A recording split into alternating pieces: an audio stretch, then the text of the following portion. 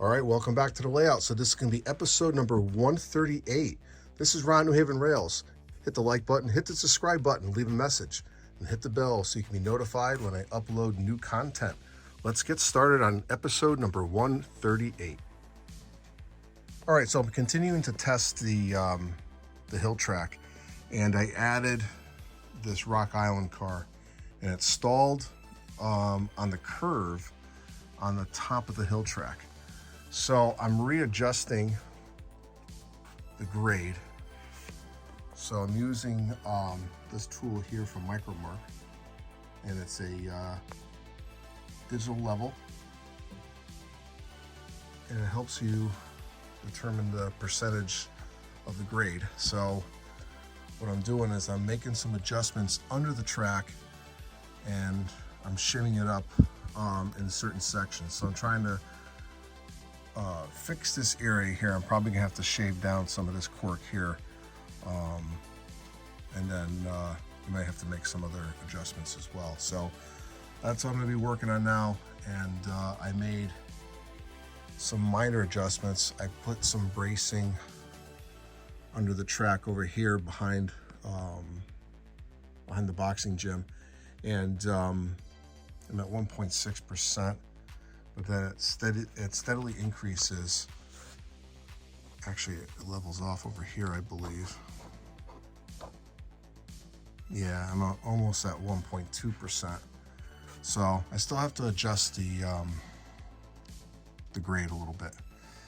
I could not use the full set of the 2% inclines, so I didn't have enough real estate to do it. So that's why I'm having this issue now. But I think just a couple fine adjustments will be fine, because I was able to make it all the way to the bridge with 2 cars. So now I'm adding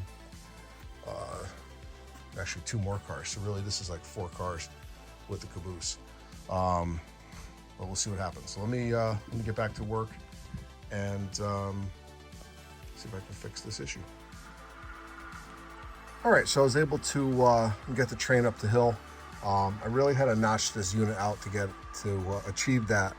So what I'm going to do is I'm going to try the 660, and then I'm going to try an S1 or an S2 rather, and see how they work. And then still have to make a couple minor adjustments, but it's definitely cool to see the train finally coming across this bridge.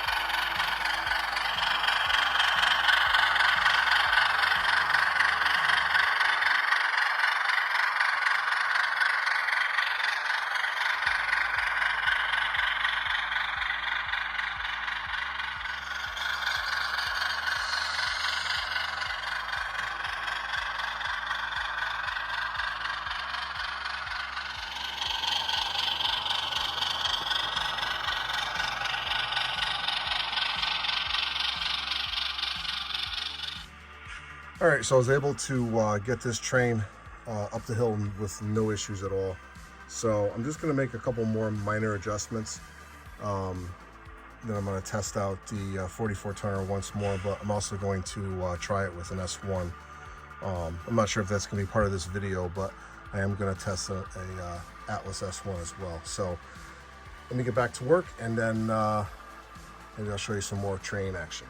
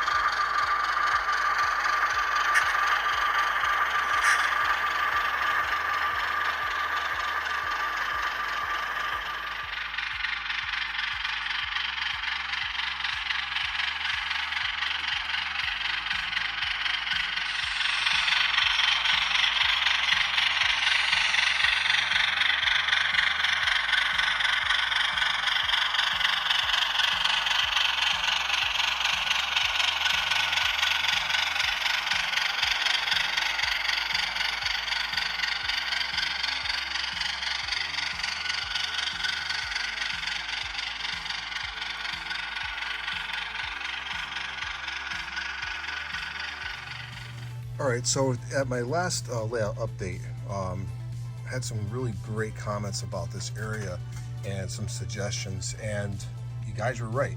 So what I decided to do, I'm going to eliminate this crane. It's just too much. It's a great looking crane, but I'm trying to cram too much in here. So this crane is actually going to go in the main layout, and it's going to be part of carpenter steel. So that will be going. And then we'll see how it looks once I remove that. I may just leave it this the way it is, and then open up this area here. So let me remove this crane, and then we'll see how it looks. All right, so what I did is I removed the crane, and the scene looks a lot better. So what I did, in addition to that, I moved Huxley and Powell down, which opened up this area, which I have my road that I really wanted. And then I took this building here, and this is going to be part of American Steel and Wire, and I slid it down just a touch, and it opened up this little area here. And then if you look at it, nothing's blocked.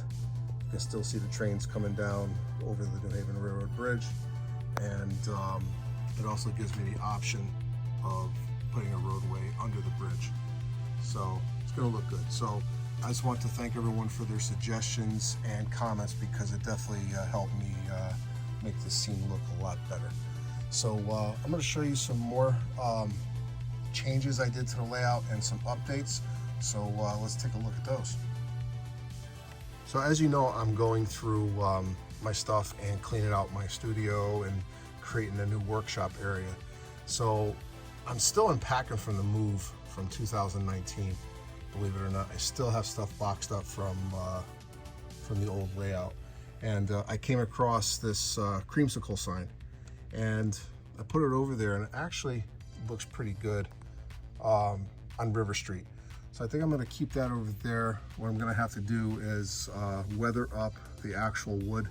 It's too shiny, so I'm going to hit it with some dull coat, and then maybe some light powders, and just to tone it down just a little bit. And I'm not sure if I'm going to keep this sign here. It looks kind of good, so I may have to put that on an actual support, or maybe against the building. Haven't decided yet. So I'm going to show you some other new updates I did over on Chapel Street now. All right, so we're at the Chapel Street area, and we're going to be talking about Pittsburgh plate glass. And what I did is I added the silo here, and this is a Bachmann. I bought this a few years back, and it was 30 bucks, and it comes built. So the only thing I'm going to do to this is weather it up, give it a light weather just to tone it down. and you can definitely add some rust streaking and things like that. So it's definitely a nice addition to the scene. And then I also added this new smokestack, and this was given to me by a friend who was switching from HO to narrow gauge, so he didn't want this anymore.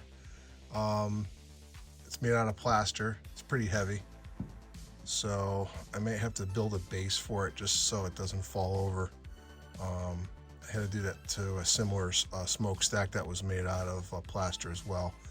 So what I may do is just put it on a small wooden base, maybe like a 1/2-inch piece of plywood or homosote, and then just weather it up to look like a concrete base.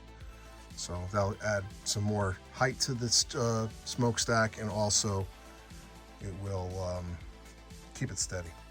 So I'm definitely going to add some mortar and some weathering to the top of it, and then that will make a nice addition to the scene as well. So let's go over to another section of the layout. So in this scene here, we have our maintenance away truck, and this is like a repair truck. And I'm simulating that it's going to be working on this covered hopper for a coupler problem. Now this car actually has a coupler problem, but I wanted to simulate something that's under repair, and I took a blue push pin and I just put it there as a blue flag. So eventually I got to take this car off the layout and see what's going on with these couplers on it. But I thought it was a nice, cool little scene to do. All right, so as I was unpacking, I was finding more and more kits. And this kit here on the left was given to me by Doug Foscale. Now this was a free kit that he offered years ago. And this is the one that he actually built, and he gave me the prototype, which was really cool. So I'm not sure where I'm going to put that yet. I don't know if it's going to be on this harbor scene or another harbor scene on the layout, because I do have Mill River and a Quinnipiac as well that is going to be in need of structures. So it's most likely going to stay on the layout. I just got to find a spot for it. And then I also had this one, and this is Ron's Bait and Tackle, home of the can of the worms. So this was a kit that I built, and this kit is actually available by Railroad Kits. So I've actually used this kit on another build on the layout as well. So I'll show you that in just a second. But the truck here is a sheepscot kit, and I bought this at one of the Springfield shows. So I figured it'd be a good little scene to model, and it's better than looking at nothing. So for now, these structures will sit here, and then once I find a spot, then I'll move them out. But for now, it's nice to have something visual to look at as you're switching out the layout. So, but let me go, and I'm going to show you how I use this in another part of the layout. All right, so this was a model that I built a few years ago, and it was actually a contest model, and you had to use this kit here from Railroad Kits. And so this is what I created in that contest. But what's really cool is if you look at this here, that model there, it's the same as Ron's Bait and Tackle. So what's cool about this is that you can take the same Craftsman kit and use it twice in your layout, and it definitely gives you some flexibility when you're building this stuff. So I'll put a link to Railroad Kits in my description, and I'll also put a link to Foscale models in my description as well. So let's go wrap up this video, and then we're actually going to show you a recent show haul from the New Haven Railroad Historical Society's convention. All right, so these are the items that I picked up at the New Haven Railroad Historical Society show. I got a new hat. I got my 2026 calendar. And what's nice about the calendar, there's some really cool pictures of the New Haven. Some really cool stuff. So I got that. So I also picked up these two buildings here, and these came off a layout. So this is actually a plastic kit, and this one here is a craftsman kit.